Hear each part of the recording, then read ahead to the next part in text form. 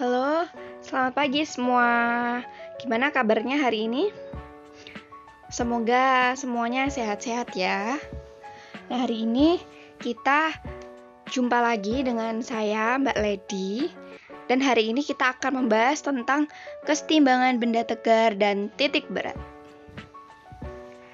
Oke, langsung aja ya, kita mulai dari kesetimbangan benda tegar. Jadi, kesetimbangan benda tegar ini adalah keadaan suatu partikel ketika tidak bergerak secara translasi maupun secara rotasi. Di mana gerak pada fisika sendiri ada dua, yaitu ada gerak translasi dan ada gerak rotasi.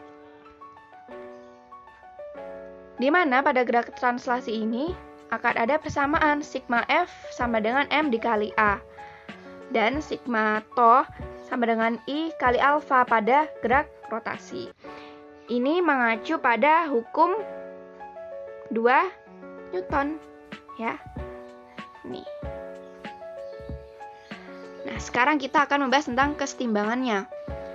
Jadi, benda yang setimbang ini adalah ketika benda itu tidak mengalami translasi atau tidak berotasi. Jadi dia tidak berpindah dan dia tidak berputar atau dalam keadaan diam. Karena dalam keadaan diam tadi, dia akan muncul persamaan yang seperti ini. Sigma F sama dengan 0. Kenapa seperti ini? Karena percepatannya 0. Sehingga jadilah sigma F sama dengan 0. Kemudian pada gerak rotasi sama juga, dia jadi sigma tau sama dengan 0 karena dia diam, tidak berputar. Seperti itu. Selanjutnya, syarat kesetimbangan benda tegar itu tadi yang kita cari tadi, sehingga dapat disimpulkan bahwa resultan gaya dan momen gaya besarnya 0. Sigma F sama dengan 0, sigma tau sama dengan 0.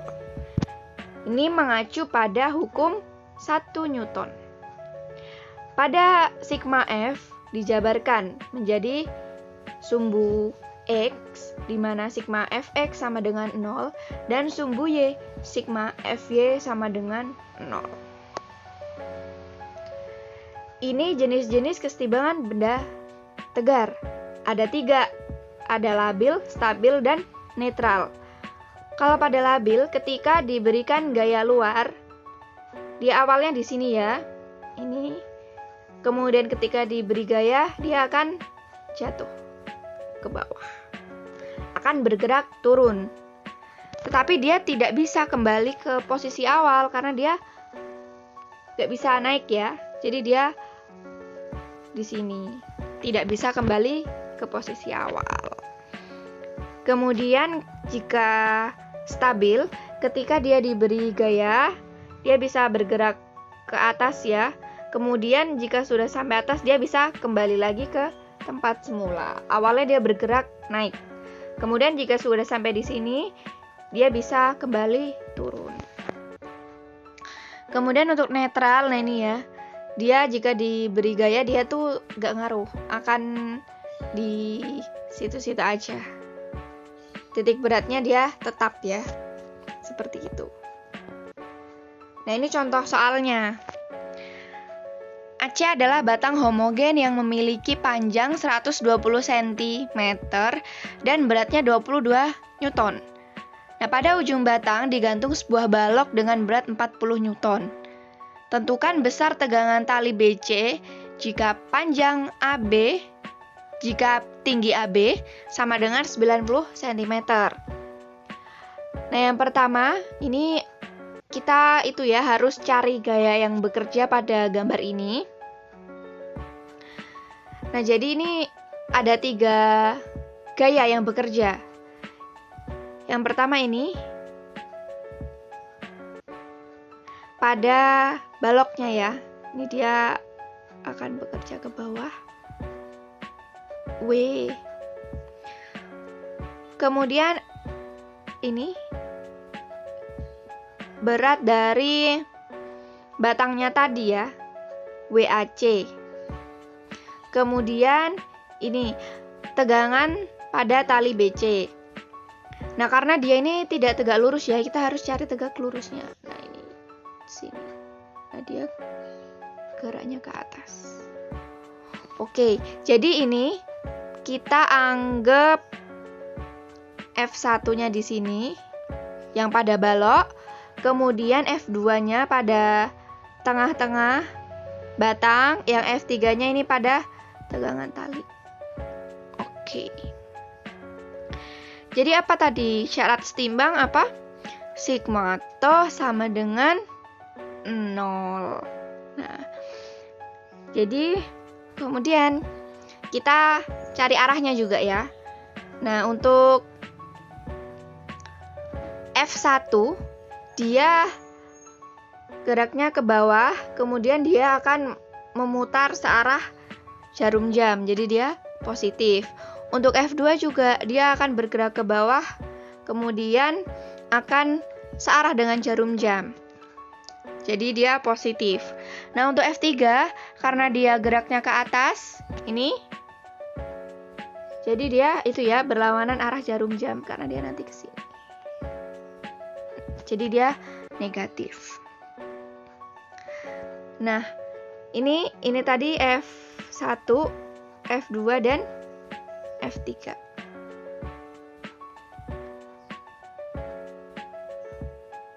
Oke, jadi ini ya, jadi rumus torsi itu sendiri apa? F kali R ya.